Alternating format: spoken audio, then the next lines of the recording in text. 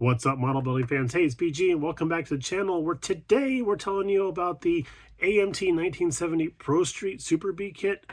Finally finished that kit. It's been several years in the making and very happy that it's done. I'm just going to leave that for right now. But first, we want to talk about some shop cards and share with you guys what we had picked up. When we were at Acme, we got to hang out with Ted over at Ted's Cars and Guitars. There's his card there. Of course, there will be a link in the description for all of these channels that we received cards from, so thank you guys. Next up, we got a card from Tim, from Tim's Customs. This is his most recent shop card, and that is a killer build on there. I don't know if you'll be able to scan that QR code because my camera wants to be blurry today. But yeah, go check out his channel also because Tim is an amazing builder and a fun guy to hang out with while you're at the Acme. And then also we have a card from Chris's House of Plastic. Thank you for doing the swap with us, Chris. We appreciate that very, very much. Love that that Landy right there. That is awesome. And this is one of my favorite Jeep kits to build. I've done a few of those myself. And this card here is just awesome. But again, thank you for swapping cards with us, sir. And of course, if you want your own card, there is his email address. Hopefully you can see that. But again, there will be links down below for all of these channels, for all these guys. So thank you all for doing the shop card swap with us. We appreciate that immensely. And now on to the meat and potatoes of what we're talking about today. Okay, so here it is, folks. We, of course, started with this.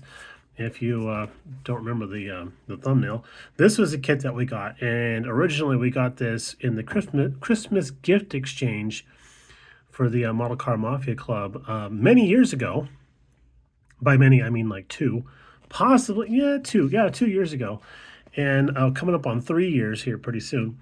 But we were supposed to build this for the club group build, which was build it, bring it back next year for the next Christmas meeting, and displayed on the table.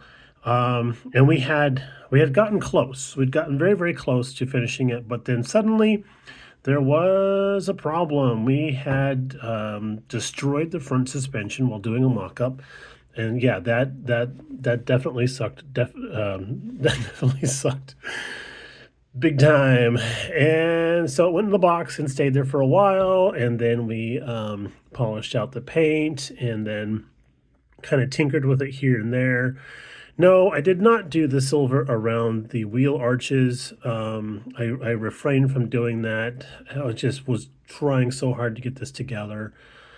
I can probably go back and do it again, to go back and touch those up. But for right now, I'm just going to be happy with how she sits.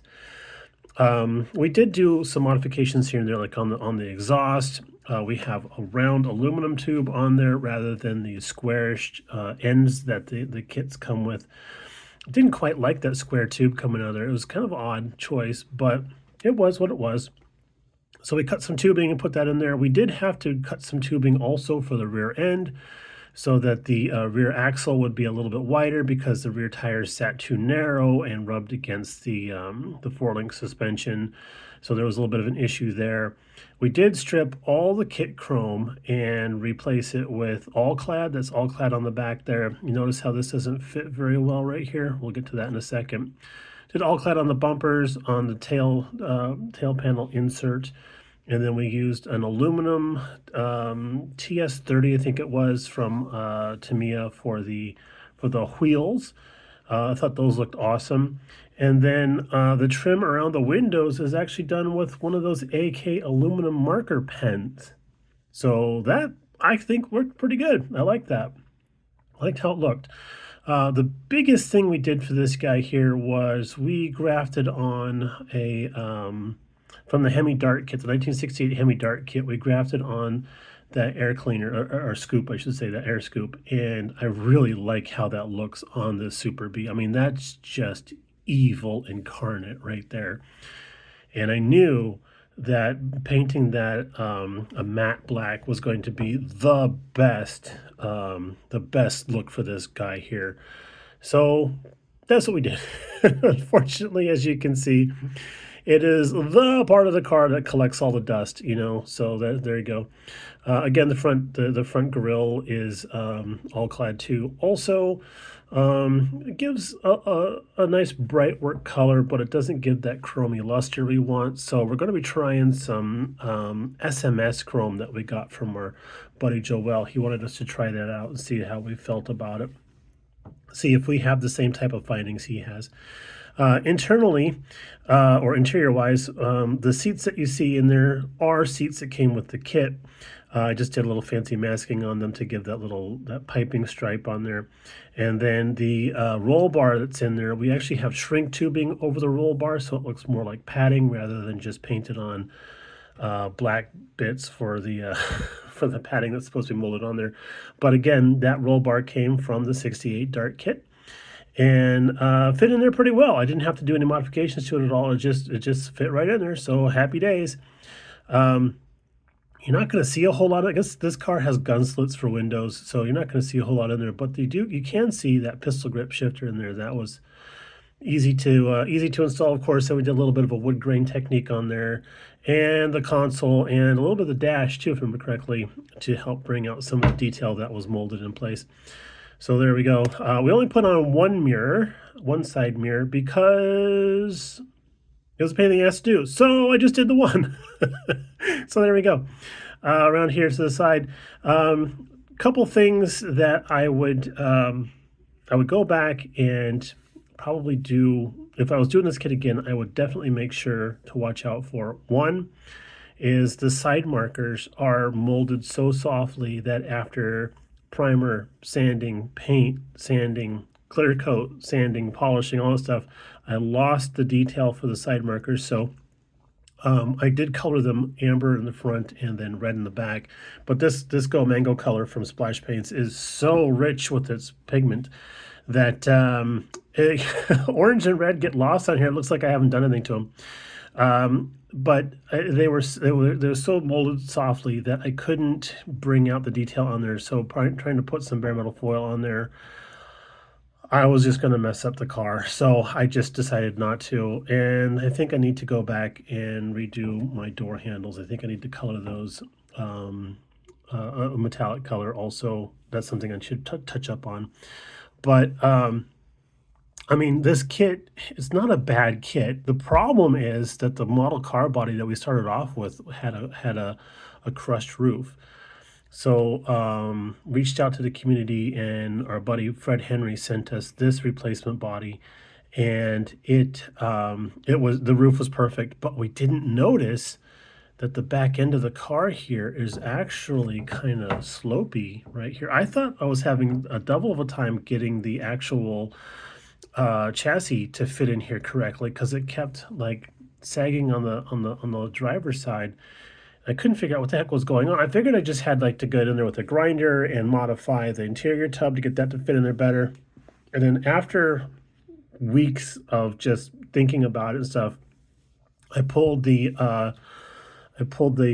Coronet kit off the stack shelf, and then tried the stock body. I tried all of my parts and everything to fit into that body, and they fit perfectly without having any. So then I went back and took a closer look at the body itself, and yeah, sure enough, the back end of the car is tweaked a little bit. And I never noticed that until we came to final assembly. So it was just one of those things.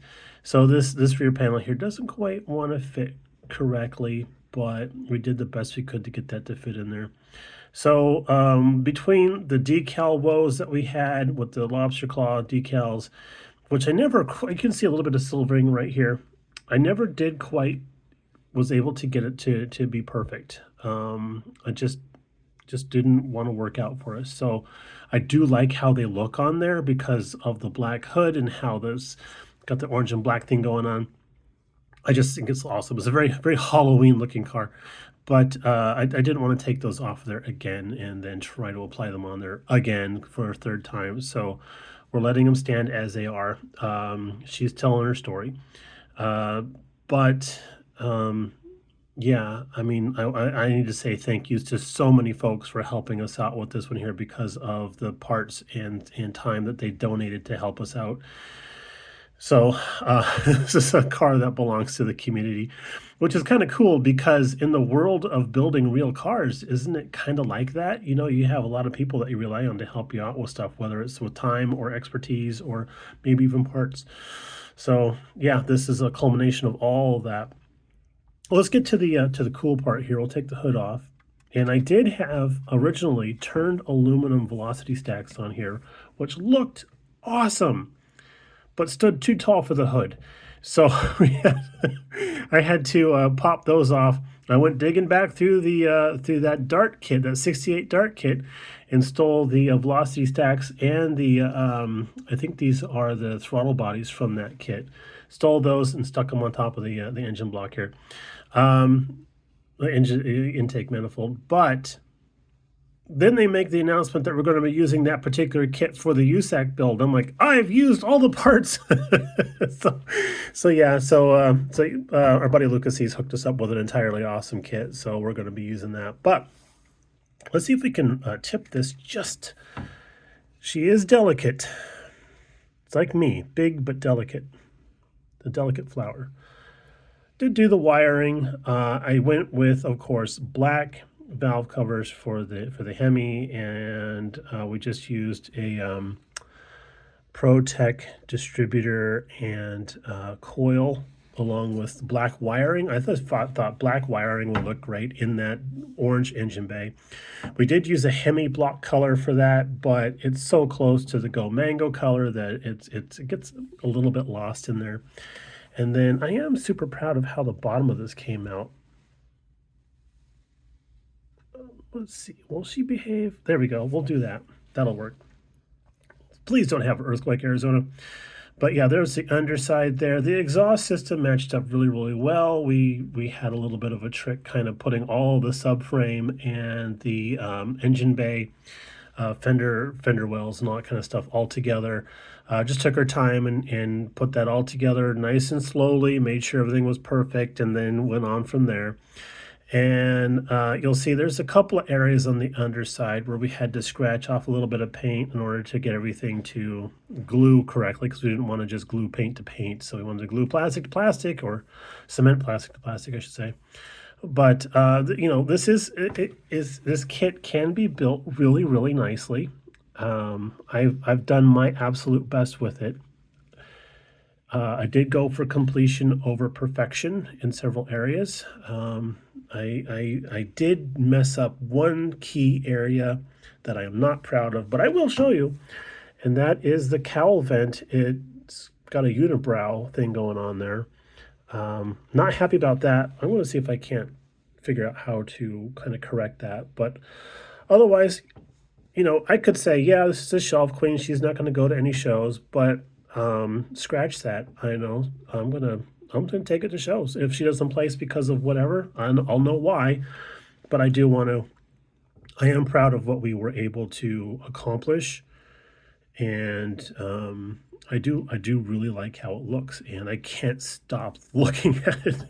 I guess that's a good sign if you have a model build that you just can't stop looking at. But yeah, we are very happy with that clear coat and the polish job that we did on that. And yeah, it's just all I can do is just shake my head and be like, damn, son, nice job. So there we go. Yeah, it was a little bit of a headache with the decals. Kind of wish those came a little bit better. The tricks that I had, that's why I didn't do any videos on this, but the tricks that I had tried to make them look a little better just wasn't working out. So I scrapped all that and just went on with completion. So there you go. All right, guys. Sorry this took so long. This was a lot to cover because there was 2 years in the making. But yeah, she's done now, and she's going to go into a nice case, and then eventually go to a show. Maybe she'll make her debut at NNL West. All right, y'all. Thanks for tuning in. If you stuck around this far, of course, it's cookie time. Happy to know that Chips Ahoy has gluten-free versions now, so Mrs. BG can have some. So yay! And I think that's what I'm going to go dig into right now. Okay, y'all take it easy, and we'll talk to you again. Bye.